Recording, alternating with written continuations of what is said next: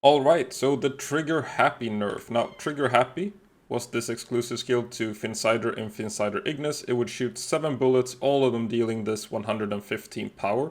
So it would deal an incredible amount of power. You would have your 5 Finsider Ignises and just swapping between Trigger Happy, or you would have your raid army of 15 Finsider Ignises, or normal Finsider for raid anyway. The main deal with Finsider Ignis in the party was that it also increased the power of Fire Pals. It is a Fire Pal, so 5 of them would give you quite a high attack stat on these Finsiders. Now in patch 0.6.4, it said that Trigger Happy had been nerfed. So we're going to take a look at the numbers, just how much it has been nerfed, if we have wasted our time breeding this pal, and really what it's looking like in terms of the numbers. So as mentioned before, it would shoot 7 times with 100% damage, dealing that full 115. Now it's shooting 6 bullets with half power, so only half of that, and then 1 bullet with double damage. So in the end now, since those first 6 bullets are dealing half damage, that's 3 bullets, and then you get another 2. So you're down from 7 bullets to 5 bullets now in terms of the total damage done. So it's still 5 times this 115. You could compare it to something like Airblade in that case, when we're discussing how this works. They even have Airblade here. Let's take Holy Burst instead.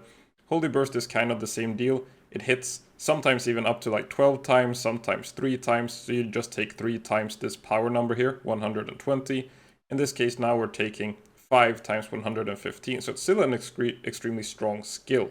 So you can still use this sort of swapping between Finsiders against tower bosses.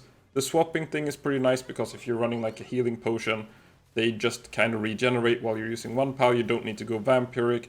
You could skip some other passes as well, just go pure attack if you want to.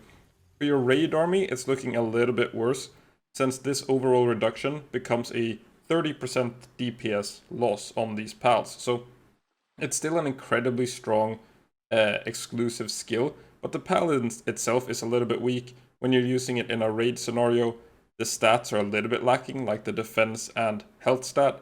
The attack stat is also pretty bad. It was carried by this Trigger Happy, and just being able to run Lunker pretty efficiently with it.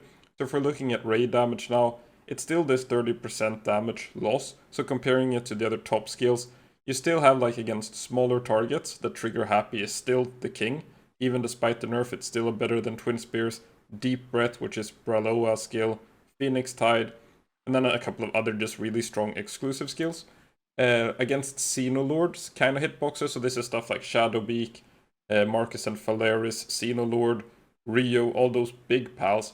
You still have Trigger Happy being the king, and then Thalassonic Laser being close behind, but then you have to keep in mind that these Finsider Ignises here, they will just die to like one random meteor and they're not tanky enough. At the same time, Neptilius just kind of dies to Holy Burst.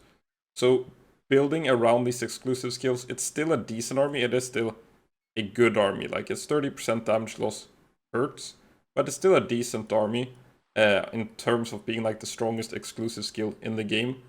So it is still the strongest exclusive skill in the game, but it is going to suffer a little bit more from just having lower stats. And this swapping thing, you can still do it. Like, you could still just use like Flame Funnel instead, swap for that. There are a couple of things you can do with the swapping meta, so it's not completely dead pal, but just an overall 30% damage reduction does hurt it. So that's it. Thanks for watching.